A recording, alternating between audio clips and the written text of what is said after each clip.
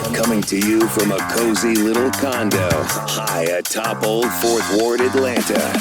Welcome to The Ron Show on America One Radio. Here's your host, Ron Roberts. Well, happy weekend to you. This will be the final Ron Show before the Christmas holiday. And by the way, in case you're wondering, when this show normally airs, Monday, 5 to 6 p.m. on the America One Radio app, AmericaOneRadio.com. I do have holiday music lined up for you. Some unconventional, some interesting, but still very festive, very holiday sounding. So if you're out and about running your errands, or you're just one of those loyal sun-up to sundown America One Radio listeners, well, first of all, we're very grateful for that. Second of all, just enjoy some holiday music on me for a good hour there. Just a little break from the dialogue. I know a lot of the programs that air before and after are running some best of programming. I may do a little bit of that next week myself. Maybe, maybe not. But on Monday, nothing but music. Nothing but music. I want to begin my show with a little bit of a holiday vibe. I'm going to share a message from Reverend Mitri Reheb. He is the founder and president of Dar el Kalima University. He shares an interesting perspective on the Christmas story in its relation to the Palestinian people. By the way, the city of Bethlehem in the occupied West Bank in Israel, of course, the birthplace of Jesus Christ, announced the cancellation of traditional Christmas festivities in mourning and honor of Palestinian citizens killed in Gaza. In the social media era, we've seen a lot of our evangelical friends and family members will share memes or wishes that they'd like to see Christ back in Christmas.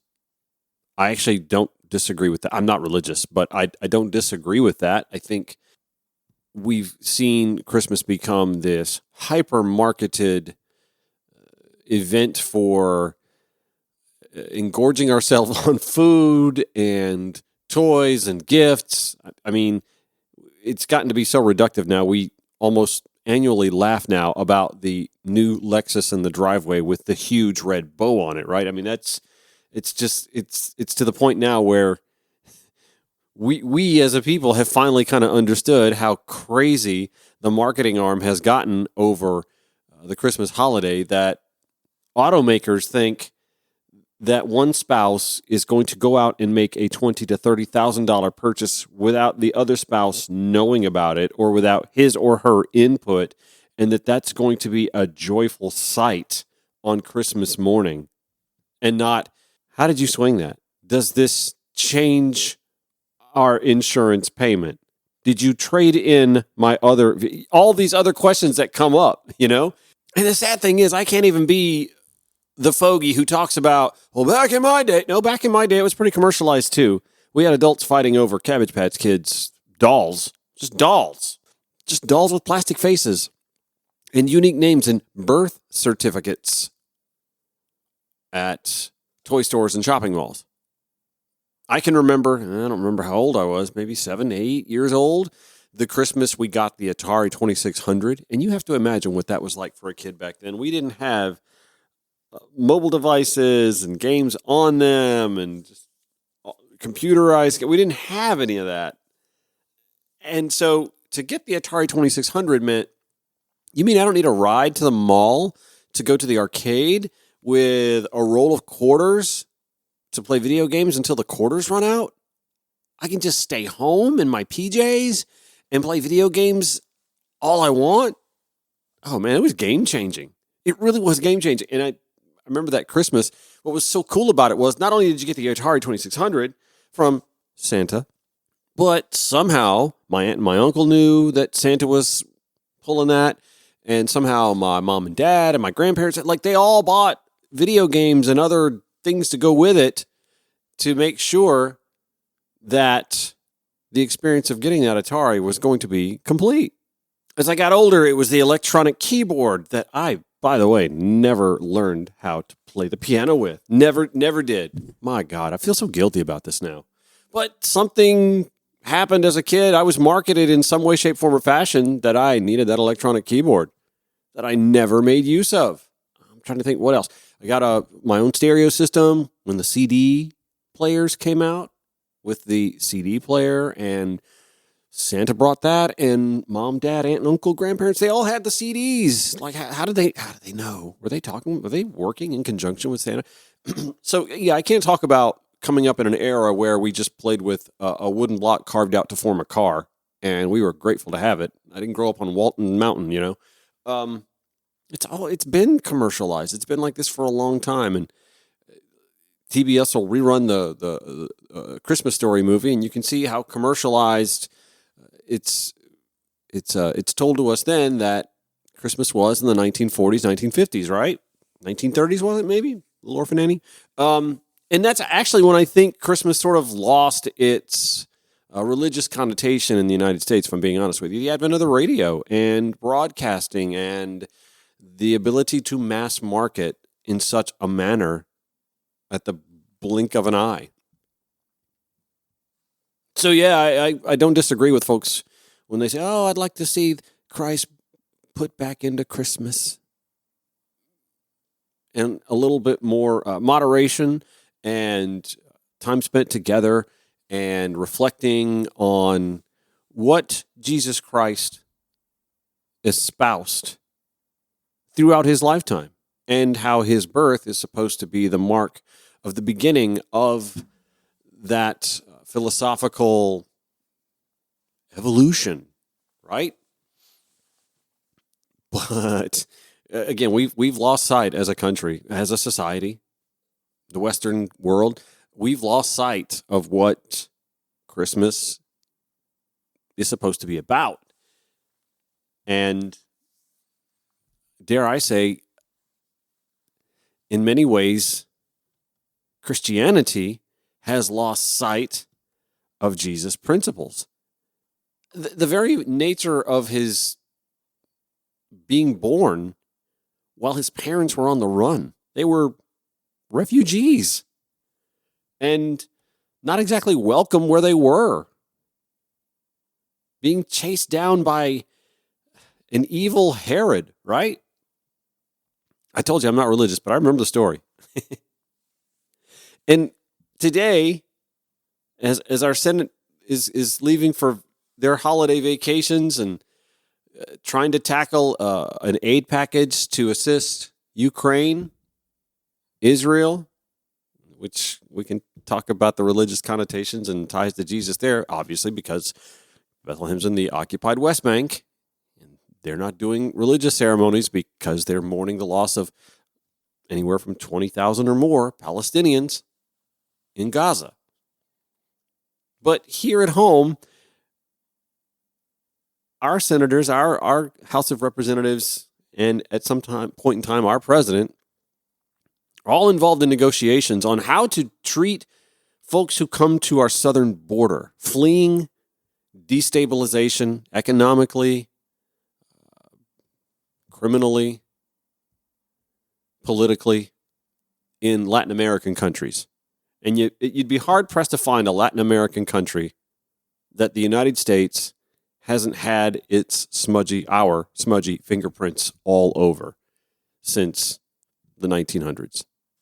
The caricature of the religious right-winger now, and is it really a caricature if it kind of sticks, is of the reliable Republican voter with the white Jesus painting in the hallway, white Jesus resembling more a member of Creedence Clearwater Revival than actual Jesus, imploring that we remember that Jesus is the reason for the season, and yet not really connecting the dots that Jesus was also the child of refugees fleeing hostility, looking for a safe place to give birth to what would be their Lord and Savior.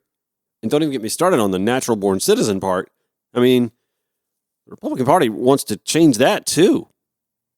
Now, Jesus' birth and its story in relation to the current conflict between Israel and the Palestinian people of Gaza. Here is Reverend Mitri Raheb. The Christmas story actually is a Palestinian story par excellence. It talks about a family in Nazareth in the north of Palestine that is ordered by an imperial decree of the Romans to evacuate to Bethlehem, to go there and register. And this is exactly what our people in Gaza has been experiencing these 75 days. It talks about Mary, the pregnant woman, on the run, exactly like 50,000 women in Gaza who are actually displaced. Jesus was born actually as a refugee. There was no place at the inn for him to be born. So he was put in a manger. And this is exactly what also the kids that are coming to life these days in Gaza are experiencing. Most of the hospitals are damaged, out of service. And so there is no delivery places for all of these pregnant women in Gaza. And then you have the bloodthirsty Herod that ordered to kill the kids in Bethlehem to stay in power. And in Gaza, over 8,000 kids, they have been murdered for Netanyahu to stay in power. And you have this message that the angels declared here, glory to God in the highest, peace on earth, which was actually a critique of the empire, because glory belongs to the Almighty and not to the mighty. And the peace that Jesus came to proclaim is not the peace, the Pax Romana, the peace that is based on subjugation and military oppression, but on human dignity, equality, and justice. And this is actually what we call for. And I have to say, I find it really a shame that that in this season, where every church hears these words, peace on earth, that the United States is vetoing even a ceasefire. It's a shame. And on that note, actually, there's an update. The UN Security Council, with the United States abstaining, passed a watered-down version calling for not a ceasefire, but conditions to lead to a cessation of military action. Of course, one of those terms that I think everyone would agree with, Hamas has to release hostages, for certain. But one thing that Reverend Raheb said really stuck with me. And I'm not a religious person, but if you are, glory belongs to the Almighty, not the mighty. Did that hit you the same way it hit me? Now, I know folks bristle at getting together at the holidays and talking with family about some heady political stuff, but if you're going to wander into that conversation, the story of Jesus' birth teaches us a lot that we should be taking to heart here in these United States. Back after this. Welcome back to the Ron Show, final show before the jolly fat man comes jamming down your chimney. If you don't have a chimney, you might want to leave a key under the mat or something. I don't know. Anyway, yesterday we spent a good deal of time admonishing the Atlanta Public School District for saying, oh, cool, Governor Kemp is going to dole out those $1,000 bonuses. Well, we already gave y'all that bonus because we knew it was coming. So if you thought you were getting a second bonus, well, we didn't tell you actually weren't getting a second bonus because his bonus is going to recoup what we bonused. Yeah, it was maybe next year they'll have that spelled out a little bit better, but it seems that the Atlanta public school system has decided to just eat that mistake. And it's a $40-something thousand mistake by my math anyway. The story from WANF Television, Atlanta News First here in Atlanta. Morning, Atlanta Public Schools reversing course. Now going with Governor Brian Kemp's plan to provide bonuses to its employees. So in a statement, APS said, we are committed to passing along any additional funds once funds are dispersed for the governor's proposal, and clarification is provided on which categories of employees should be covered by these bonuses. Here's where the confusion is. Earlier this week, Governor Kemp announced that teachers and employees, including teachers, would be getting a $1,000 bonus. The Atlanta Public School District told employees the state's retention bonus was already included in their checks on December 14th. The district then said the money from the governor would be used to reimburse funding for the bonuses that were already given out. Then the Georgia school superintendent got involved. He sent a letter to APS criticizing the district's decision. He told superintendents that the State Department would send money out in a special payment and the district could then make those payments in January. It's still not clear yet which employees will get the additional money and when, but it looks like they will be getting another check. I want to turn our attention to a story that dropped Monday in the Atlanta Journal-Constitution. Ariel Hart reporting that Georgia is disenrolling children from Medicaid in greater numbers than most other states, many of whom may actually be eligible for coverage, according to information released Monday by the U.S. Department of Health and Human Services. The news came on the same day Georgia announced a new allocation of $54 million to bolster and repair the understaffed effort. Understaffed effort? Georgia state government? No. Repair the understaffed effort to requalify the state's Medicaid recipients. Georgia officials made the decision 1 month after an Atlanta Journal-Constitution report documented a processing system so broken that enrollees are often given instructions that are impossible to follow or information on a cell phone screen that contradicts what they see on a desktop screen for the same Medicaid accounts. Further down the article, federal officials in their briefing Monday morning called for Georgia and 8 other states to take action to ensure children are not being dropped by mistake. They suggested that Georgia take such measures as extending the time that parents are given to file new paperwork, conducting more targeted outreach, and allowing Medicaid insurance contractors to help process renewals. And HHS officials suggested the states expand its Medicaid rules to cover teens who no longer qualify when they turn 19. In the first 6 months after Georgia began updating its Medicaid rules this March, the state dropped 149,000 children from the health insurance program, according to the data. Georgia was number 3 in the nation for the number of children dropped from Medicaid. Put that in reverse. That means Georgia's 47th when it comes to keeping kids on Medicaid. Federal officials and public advocates believe many of the children still qualify for the coverage, but were dropped in error, most often due to paperwork errors, either by the family or by the state. This goes back to my assertion that in general, conservatives, Republicans, have a hard time ever saying, you know what, we were wrong. This is the wrong way to go about this, and maybe we need to think of it in a different way. They don't do that. Well, Georgia Democratic leaders yesterday held a Zoom press conference and went to town. This Zoom press conference included State Senator Nan Orrock, Georgia House Leader James Beverly, and Representative Dr. Michelle Au. Now, truth be told, I wanted to have some audio of this yesterday, but if there's one thing that I think the Georgia Democratic Party doesn't do a very good job of, it's saving video of stuff like this when they hold press conferences. They do it on the State House steps all the time, and it's never streamed live on their YouTube. In fact, I don't know that the Georgia Democratic Party has a YouTube channel. I think they do, but I don't think they've done anything with it for a year or two. Come on, guys, get with it. You need social media people. However, Dr. Michelle Au did share some video from this conference. And honestly, she chose a great clip because this is her saying something that Stacey Abrams said when she was running in 2022. But the way Dr. Au worded it, there's no way she can get skewered on it. First, listen to the clip and then I'll explain what I'm talking about. Now, people make mistakes, right? Administrations sometimes try new things, and all this is fair and understandable, and it's part of life. Mm-hmm. But when a leader and an administration insists on making the same bad choices over and over and over again for more than a decade, in defiance of expert recommendations, in defiance of fiscal logic and prudence, and in defiance of the well-being of Georgia's children, even while touting our state as the best place to live, work, and raise a family, that's not a mistake, right? That's not an experiment. That is a willful commitment to hold the line on partisan ideology, even when it's determined again and again and again that such bad choices and poor leadership hurts real people. Georgia's kids deserve better than this. So I think Dr. Au actually framed this conversation better. And maybe she learned from Stacey Abrams when Stacey said this. I am tired of hearing about being the best state in the country to do business when we are the worst state in the country to live. When you're number 48 for mental health.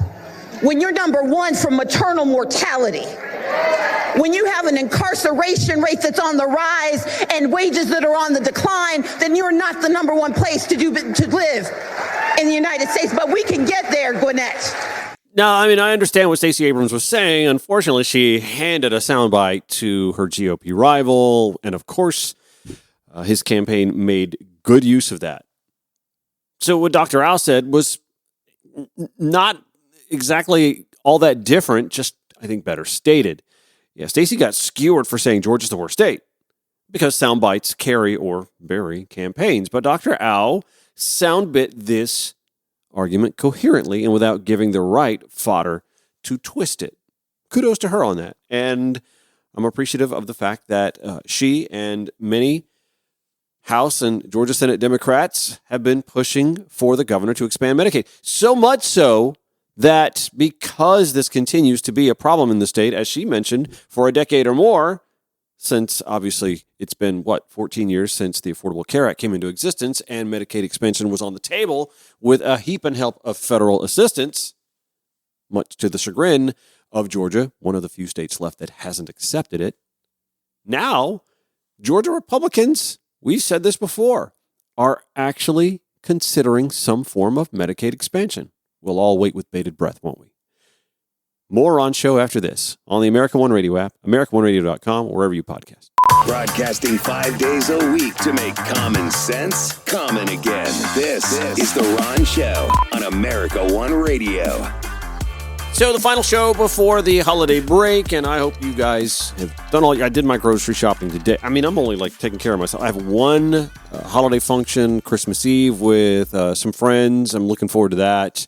Christmas Day is essentially a day off for me, and I may dip down to go see a nephew or two. I don't know. I don't have to. I don't know. Anyway, hopefully you're all set and have avoided the rush today. It's supposed to be the busiest day for folks coming in for the holidays at Atlanta, Hartsfield, Jackson Airport, or even going through it maybe. So hopefully you're already where you need to be. Otherwise, well, hey, I'm grateful that you're listening while stuck in traffic, because you're definitely stuck in traffic. Let's go to Detroit. Have y'all heard the latest on the Trump 2020 kerfuffle? We may see some new indictments coming, y'all.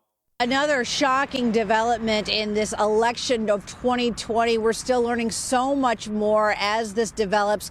But take a look at some video and let's talk about what happened. Now, according to the Detroit News, in these recordings, these are phone calls, okay? This was election night that President Donald Trump, at the time president, told Wayne County canvassers Monica Palmer and William Hartman that they would look terrible, quote unquote, if they certified the election results after they first voted in opposition and then later in the same meeting voted to approve the result. Now, he spoke with the former vice chair of Wayne County Board of Canvassers, who said they had already certified the election results. But Palmer and Hartman walked out of that meeting and then never returned. And even though the meeting wasn't officially over, they had already voted to certify. It did seem suspicious at the time. Now he says it all makes sense. Take a listen.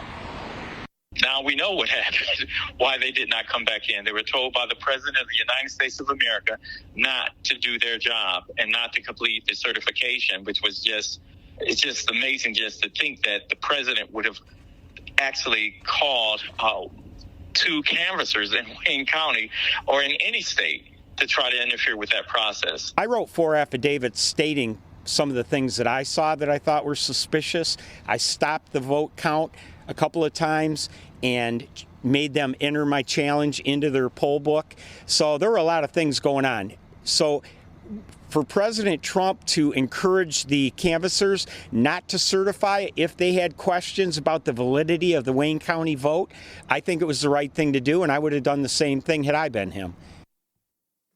Guy's wearing a Trump 2024 hat, by the way. Just thought I should point that out. And this audio is coming from Fox 2 Detroit. Did I give them Fox 2 in Detroit?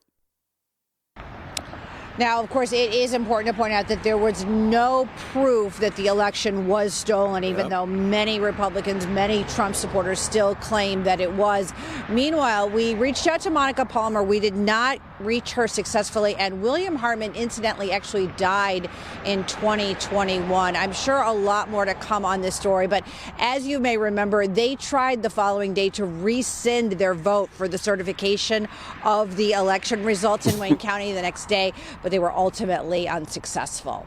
Reporting live, Camille Amiri, Fox 2 News. All right, so let me review here. I'll give you what ABC News has reported. Donald Trump pressured 2 election officials not to certify the 2020 vote totals in Wayne County, Michigan, according to a recording of a post-election phone call disclosed in a new report by the Detroit News. The former president's 2024 campaign neither confirmed nor denied the recording's legitimacy, insisting in a statement that all of Trump's actions after his defeat to Democrat Joe Biden were taken to uphold his oath of office and ensure fair elections. Trump has consistently, according to ABC News, repeated falsehoods about the 2020 election as he runs again for the White House. No evidence of voter fraud that could have changed the outcome of the election has since emerged in a litany of federal, state, and outside investigations. Moving on. The November 17, 2020 phone call included then President Trump, Republican National Committee Chairwoman Ronna McDaniel, and Wayne County election authorities Monica Palmer and William Hartman, both of whom are Republicans. The Detroit News reports this now. Trump told the two canvassers that they would look, quote, terrible if they certified results after having initially opposed certification. That's according to the Detroit Free Press. The two ultimately issued signed affidavits asserting their opposition to certifying Wayne County's results. I wonder why. The newspaper said the recordings were made by a person who was present for the call with both Palmer and Hartman and the former president. Now, in the recordings, Trump can be heard saying, "We've got to fight for our country. We can't let these people take our country from us." According to the Detroit Free Press, Ronna McDaniel, the GOP chairwoman then and now, said during the call, "If you can go home tonight, do not sign it. We will get you attorneys." Trump saying later on, "We'll take care of that." Michigan Secretary of State Jocelyn Benson on Twitter, "As this news unfolds, it's worth reminding that in 2020, Michigan was first among the battlegrounds to go in the certification calendar. Had Trump succeeded in delaying or preventing a county or statewide certification in Michigan, that precedent would have been used to delay or block certification in Pennsylvania, which was certifying the following week, Georgia, and so on, paving the way for the false slate of electors. We knew we were the first domino to go and that what Michigan did would impact others." Georgia State University professor Anthony Michael Kreese tweeting, "It seems like Ronna McDaniel could be in some trouble in Michigan and Donald Trump may be facing a fifth set of charges. A promise was offered in exchange for an official act, unlike in Georgia, where the preferred method appears to have been limited to browbeating state officials. And that's before any other public corruption/election fraud conspiracy type crimes that could be well implicated. The real issue," he writes, "is whether providing a lawyer is a, quote, valuable thing." Having been through a divorce where I had him on retainer for thousands each month, I'd say it was. On the other hand, Kreese writes, "It isn't the kind of thing that we typically would consider as being offered as a bribe. On the other hand, it is a materially valuable thing offered in exchange for a corrupt official act. If we think of bribery statutes as criminalizing the offering or accepting of goods that are enriching or personally benefiting the public official, then dangling an attorney falls outside that prohibition, but the terms of this statute aren't as limited. Be curious to see case law," he writes. On the Trump judicial front, the Washington Post reporting around 2:30 this afternoon that the Supreme Court said it will not fast-track consideration of Donald Trump's claim that he has immunity from prosecution for actions he took as president, a question crucial to whether he can be put on trial for plotting to overturn the results of the 2020 election. That's kind of a sort of win for the Trump camp because Jack Smith was looking to get an answer on this pretty fast before going headstrong into prosecution. The court's one-sentence order, from which there were no noted dissents, I need to call Clarence Thomas, means a federal appeals court in Washington will be the first to review a district judge's ruling earlier this month rejecting Trump's claim of immunity. Arguments are scheduled for January 9th. Washington Post continues, special counsel Jack Smith had asked the justices to short-circuit the normal appellate process and quickly settle the question of presidential criminal immunity, which the Supreme Court previously has not been called upon to resolve. He said public interest required intervention now, so the federal election obstruction trial of Trump, the front-runner for the 2024 Republican presidential nomination, could proceed as scheduled in March. And of course, now that we're heading into a holiday weekend and can't imagine there's much going on next week in Washington either, we're all waiting with bated breath to see what the Supreme Court does or decides not to do. There's even talk that they may just totally punt on the Colorado State Supreme Court ruling that Trump cannot belong on the GOP primary ballot. And that's something to point out, by the way. The state Supreme Court has only weighed in on the primary ballot, not a general election ballot just yet, but obviously I think they laid a precedent to do that later. And of course, now you're hearing from right-wing states, Ken Paxton in Texas already talking about trying to figure out ways to legally keep Joe Biden off off the ballot in Texas.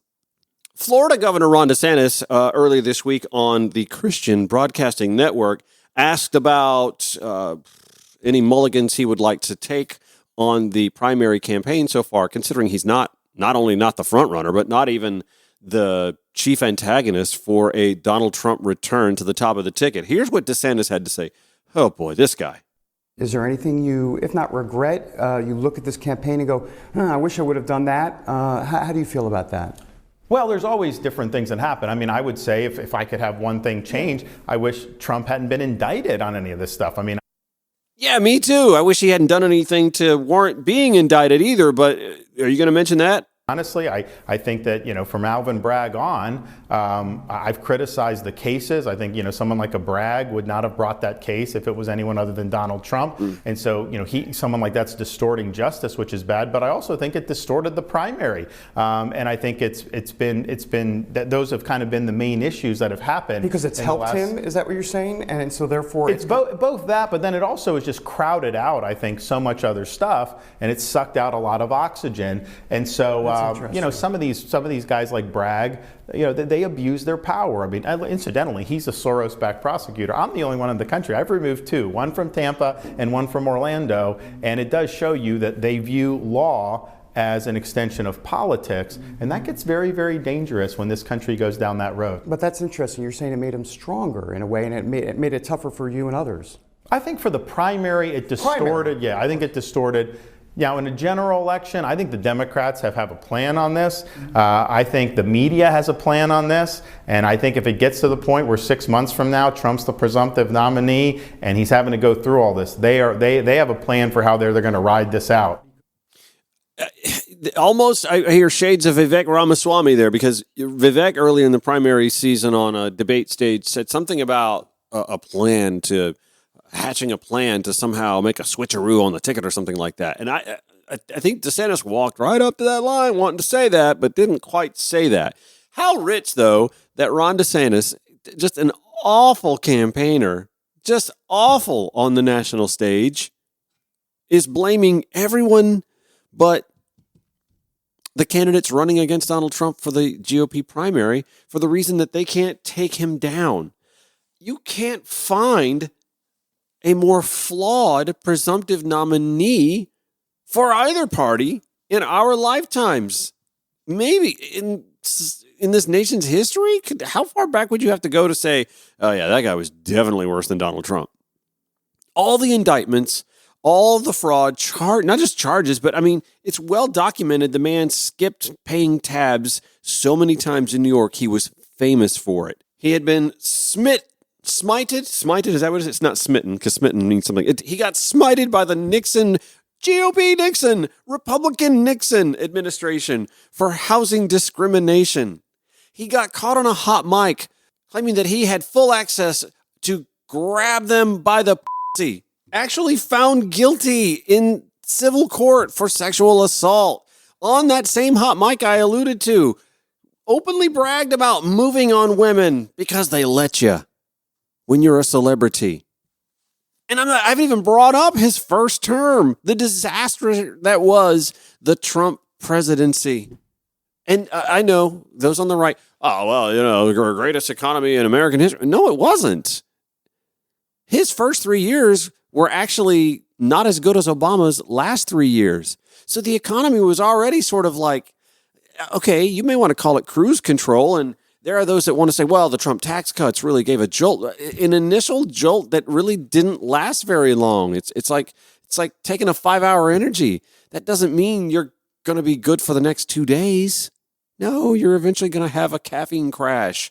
And not only did we not enjoy a prolonged boost. Again, Obama's last 3 years on most economic indications were better than Trump's first 3 years. Greatest economy in history? Well, yeah, he inherited a pretty good one, that's for sure. And then, of course, COVID came, and he couldn't handle that right. I haven't even gotten to the fact that under his administration, we dismantled our pandemic response unit. And, woulda, coulda, shoulda, there's no way of knowing if that unit had stayed together and continued doing its work, if we might have been able to circumvent the COVID-19 pandemic. But it certainly didn't help to dismantle it. God, I just love that the Nikki Haley's and the Ron DeSantis's of the world are just bemoaning the fact that they of the Law and Order Party are really upset that law and order is coming after the presumptive nominee of the party, and that's why they can't beat him. Instead of, I don't know, all getting together and coalescing behind a common, well, and Vivek's never going to do that because he's aiming to be Trump's Veep. Maybe Nikki Haley is too. I don't know. Although she's basically been saying that she believes that the country doesn't need a second Donald Trump term. That doesn't exactly bode well for, the ring kissing party that Donald's throwing right now. It just cracks me up, man, that it's everybody else's fault but theirs for running poor campaigns or not understanding that they're running against a deeply flawed human being who, by the way, isn't even a conservative. You want to win over conservatives? Point that out. Okay, so Joe Rogan got fact-checked. Oh, making fun of Joe Biden, the old man saying crazy stuff. Ho, ho, ho, ho, ho. Wait, who said that? Oh, it was... Wait until you hear this live fact-checking being done on the Joe Rogan Show. We have that for you when the Ron Show returns in minutes on the America One Radio app, AmericaOneRadio.com, wherever you podcast. Final segment of the Ron Show for Friday, and far be it for me to cast aspersions on the likes of Joe Rogan. I mean, I could sit here and ask, why the hell does that guy have any platform for complex domestic and international political dialogue? And then, yet here I am, what am I, a 27th year sophomore from the University of Georgia. I think I could still go to school if I wanted to. I have to work my way out of academic probation, and the tuition is costly. And but nonetheless, I'm just a radio veteran who transitioned into real estate and then decided, I still kind of want to do this whole audio thing, and found a platform here, and I'm grateful to America One Radio for granting me an hour weekdays, 5 to 6 p.m. on their app and stream. So grateful to that. And for you, if you listen via podcast as well, for thinking, okay, I'll give this guy a shot, and you keep coming back. I'm so grateful for that. Nonetheless, I really scratch my head sometimes when I look at who is piloting political discourse in this country, when it's the likes of Joe Rogan, a bit role character actor on sitcoms. I think of News Radio. Was that the one? And then hosted, remember Fear Factor, where people did icky things and ate icky stuff, and he was the host of that reality show.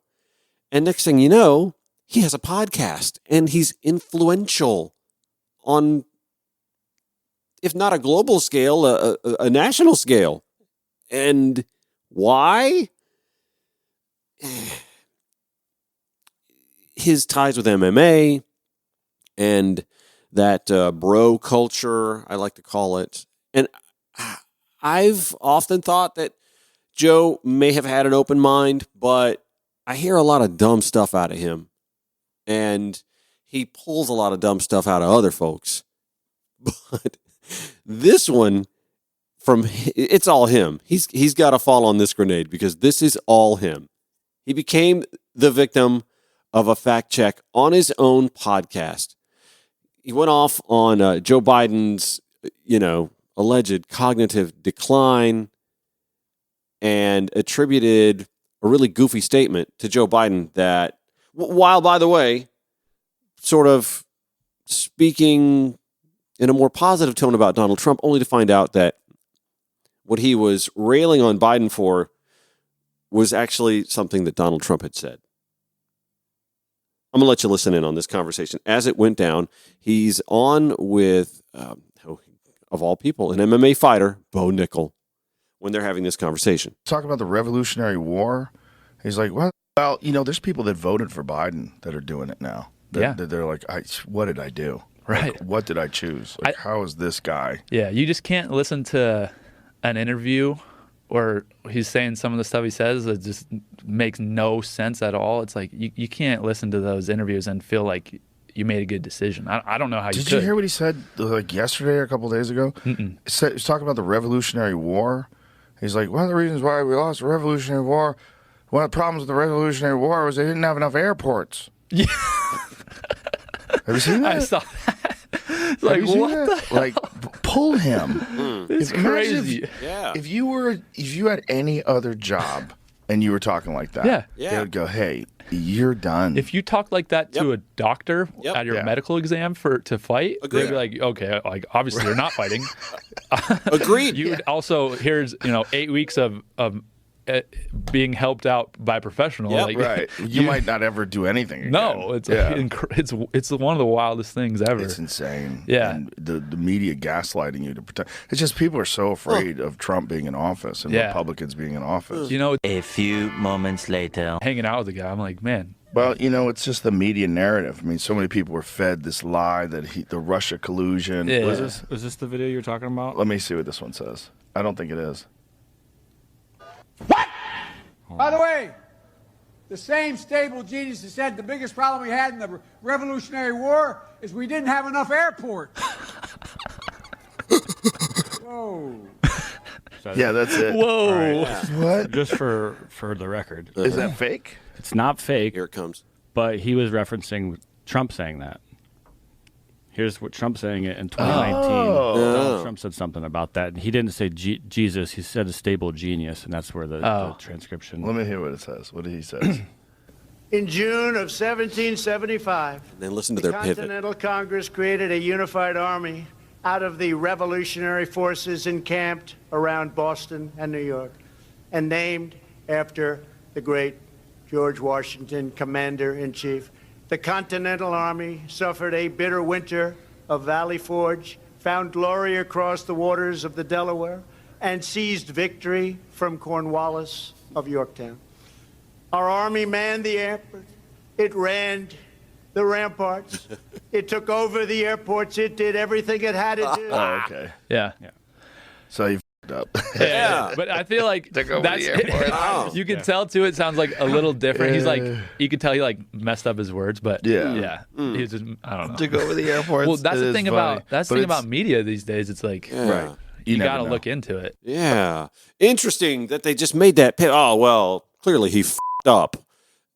Nothing about cognitive decline with Donald Trump making that mistake that you attributed to cognitive decline when you thought it was Joe Biden that said it. Yeah, listen, I have bemoaned, as many do, the fact that it appears we're on a trajectory for a Biden-Trump rematch. And as much as I feel Democrats' prospects would be better with someone else atop the ticket, that is what we're headed for. And if we're going to have a conversation about cognitive decline, then we have to be fair about that conversation.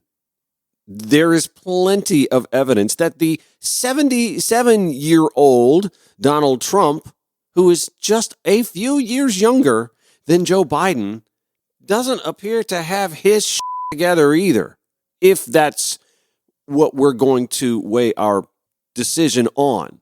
But intellectual lightweights and goofballs like Joe Rogan, who like to take pot shots at Joe Biden because he's an old man, well, Trump ain't much younger. And Biden's battled a stuttering issue that he's overcome in large part. What is the issue that Trump's trying to overcome?